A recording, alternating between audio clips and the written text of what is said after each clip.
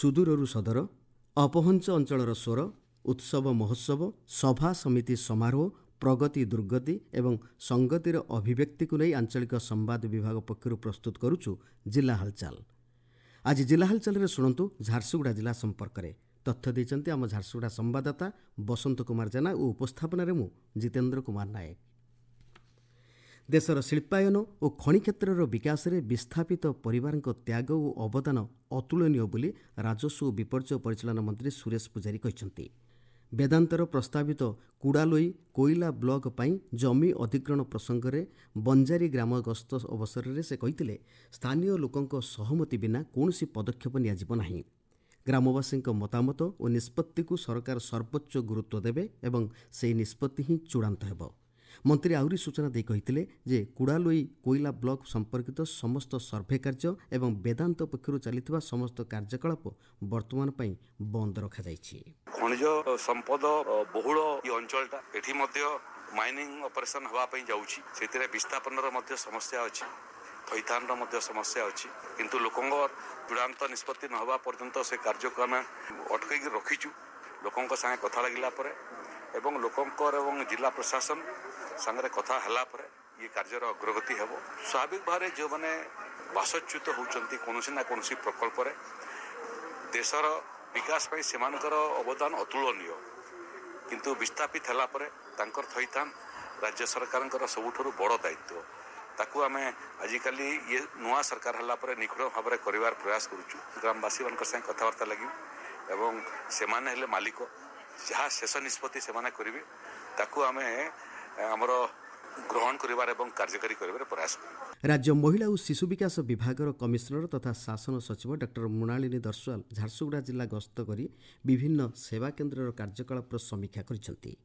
ସେ ଲଖନପୁର ICDS ପ୍ରକଳ୍ପ ଅଧୀନରେ ଜୟବୁଡ଼ିଆ ଓ ବର୍ତ୍ତାପ ଅଙ୍ଗନବାଡ଼ି କେନ୍ଦ୍ର ପରିଦର୍ଶନ କରି ରନ୍ଧା ଖାଦ୍ୟ, ଜଳଖିଆ ଏବଂ THI ବଣ୍ଟନ ସମ୍ପର୍କରେ ପଚାରି ବୁଝିଥିଲେ। ସେ ଲଖନପୁର ICDS ପ୍ରକଳ୍ପ ଅଧୀନରେ ଜୟବୁଡ଼ିଆ ଓ ବର୍ତ୍ତାପ ଅଙ୍ଗନବାଡ଼ି କେନ୍ଦ୍ର ପରିଦର୍ଶନ କରି ରନ୍ଧା ଖାଦ୍ୟ, ଜଳଖିଆ ଏବଂ THR ବଣ୍ଟନ ସମ୍ପର୍କରେ ପଚାରି ବୁଝିଥିଲେ। ଅପପୁଷ୍ଟିରେ ପୀଡ଼ିତ ଶିଶୁମାନଙ୍କ ମାତାଙ୍କୁ ପୁଷ୍ଟି ସାଧନ କେନ୍ଦ୍ରର ସେବା ଓ ମାଗଣା ଚିକିତ୍ସାର ସୁବିଧା ନେବାକୁ ସେ ପରାମର୍ଶ ଦେଇଥିଲେ। ଏହି ଗସ୍ତରେ ଜିଲ୍ଲାପାଳ କୁଣାଲ ମୋତିରାମ ଚୌହାନ, ଜିଲ୍ଲା ସମାଜ ମଙ୍ଗଳ ଅଧିକାରୀ ଜୟନ୍ତୀ ଗଡ଼ତିଆ ଏବଂ ଜିଲ୍ଲା ଶିଶୁ ସୁରକ୍ଷା ଅଧିକାରୀ ସୁନନ୍ଦା ମହାରାଣା ପ୍ରମୁଖ ଉପସ୍ଥିତ ଥିଲେ।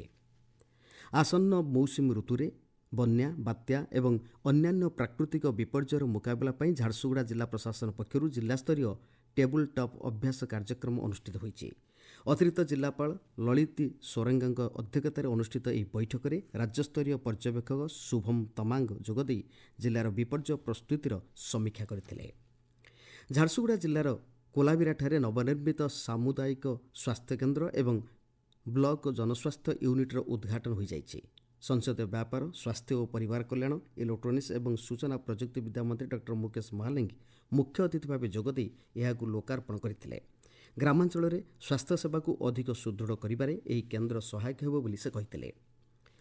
ଜିଲ୍ଲାସ୍ତରୀୟ PM କିଷାନ ଉତ୍ସବ 2026 ଅବସରରେ ଆୟୋଜିତ ଆଭାସୀ କାର୍ଯ୍ୟକ୍ରମରେ ପ୍ରଧାନମନ୍ତ୍ରୀ ନରେନ୍ଦ୍ର ମୋଦି PM କିଷାନ ଯୋଜନାର ପରବର୍ତ୍ତୀ କିସ୍ତି ରାଶି ଚାଷୀଙ୍କ ବ୍ୟାଙ୍କ ଖାତାକୁ ହସ୍ତାନ୍ତର କରିଛନ୍ତି।